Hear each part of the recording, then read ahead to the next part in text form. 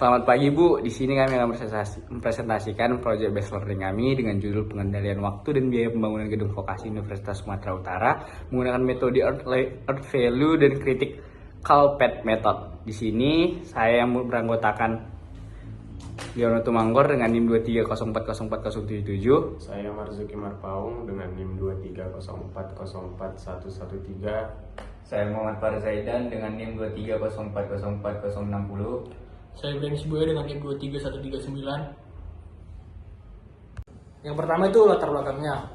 Pembangunan gedung Fakultas Vokasi Universitas Sumatera Utara merupakan salah satu proyek konstruksi yang membutuhkan perencanaan yang matang untuk memastikan pekerjaan dapat diselesaikan sesuai target waktu, biaya, dan mutu. Salah satu pendekatan yang umum digunakan adalah integrasi work breakdown structure atau WBS, Earned Value Method Management atau EVM, Critical Path Method atau CPM, dan kurva S.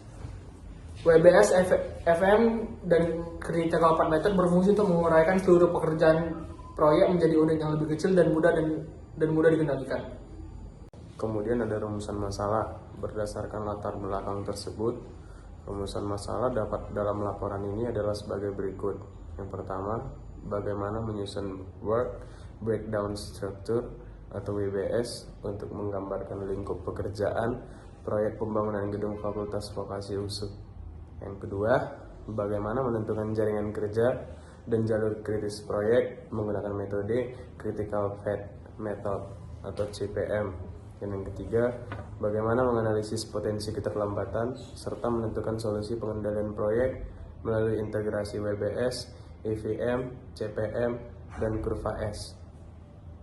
Selanjutnya, tinjauan pustaka dengan pengendalian waktu proyek. Pengendalian waktu adalah proses memastikan pekerjaan sesuai jadwal rencana. Hal pengendalian waktu sendiri terdiri dari time schedule, kurva S, critical path method, dan Gantt chart. Adapun penyebab keterlambatan dari suatu proyek adalah karena faktor keterlambatan material, rendahnya produktivitas tenaga kerja, dan perubahan lingkungan pekerjaan. Sedangkan indikator waktu EVM adalah Schedule Variance atau SV dan Schedule Performance Index atau SPI. Jika SPI lebih kecil dari 1, berarti proyek mengalami keterlambatan. Selanjutnya adalah pengendalian biaya proyek. Pengendalian biaya proyek sendiri dimulai dengan penyusunan rencana anggaran biaya atau RAB dan realisasi biaya dicatat sebagai actual cost atau AC. Dalam proyek renovasi toilet ini, penyebab pembengkakan biaya disebabkan oleh kesalahan estimasi RAB, kenaikan harga material, lembur tenaga kerja, dan pemborosan material. Sedangkan yang termasuk dalam indikator biaya EVM adalah cost variance atau CV dan cost performance index atau CPI. Jika CPI di bawah 1, maka berarti biaya tidak efisien atau over budget. Kemudian ada penyusunan WBS atau Work Based Structure. Langkah-langkah penyusunan WBS adalah yang pertama, mengidentifikasi seluruh item pekerjaan yang tercantum dalam kurva S. Yang kedua, mengelompokkan pekerjaan ke dalam struktur hierarki. Contohnya, persiapan, struktur, arsitektur, MEP, dan finishing. Yang ketiga, menentukan level pekerjaan mulai dari level utama hingga sub pekerjaan sesuai rincian bobot. Yang keempat, membuat struktur WBS EVM lengkap sebagai gambaran ruang lingkup total proyek. Dan yang kelima ada tahap ini menghasilkan daftar pekerjaan yang siap digunakan untuk tahap CPM. Berikut adalah hasil penyusunan WBS. Selanjutnya adalah perhitungan Earned Value Management atau EVM. EVM kami hitung dari minggu awal hingga minggu keempat, selanjutnya dengan interval 4 minggu. Lalu kami hitung nilai SV dan CV-nya dengan rumus EV dikurang PV dan CV dengan rumus EV dikurang AC. Sehingga didapatkan kesimpulan, yang pertama, SV itu negatif sejak awal, berarti proyek tertinggal dari jadwal rencana. Nilai EV-nya itu lebih kecil daripada PV. Yang kedua, CV-nya negatif, yang berarti proyek itu over budget. Nilai EV-nya lebih kecil daripada AC. Yang ketiga adalah SPL 0,9 pada minggu awal, lalu berubah menjadi 0,8 setelah 14 minggu. Yaitu berarti nilainya menurun pada minggu ke-14, yang berarti performa jadwalnya itu memburuk.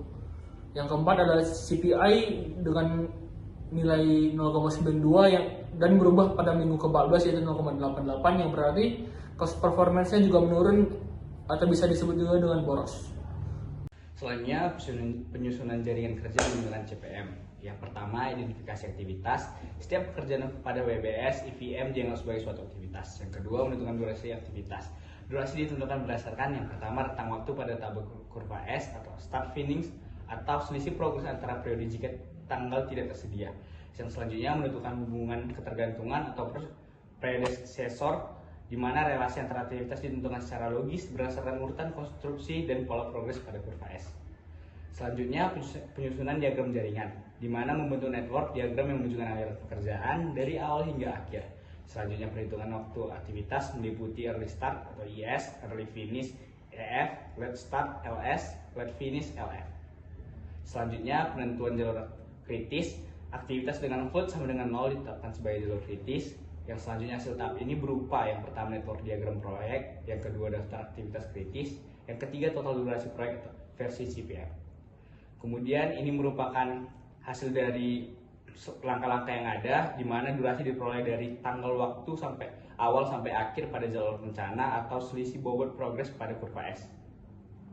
Selanjutnya ada analisis PM dan tracing. Berdasarkan float sama dengan 0, jalur kritis yang diperoleh adalah C1, selanjutnya C2, selanjutnya C3, dan selanjutnya. Ini adalah hasil akhir implementasi dari CPM. Selanjutnya penyusunan kurva S.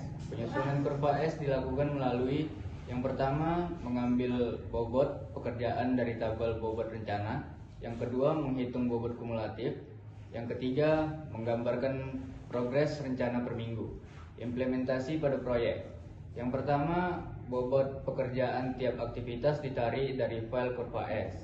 Yang kedua, bobot kumulatif dihitung dan diplot. Yang ketiga, grafik kurva pola S normal, awal lambat, pertengahan cepat, dan akhir melambat.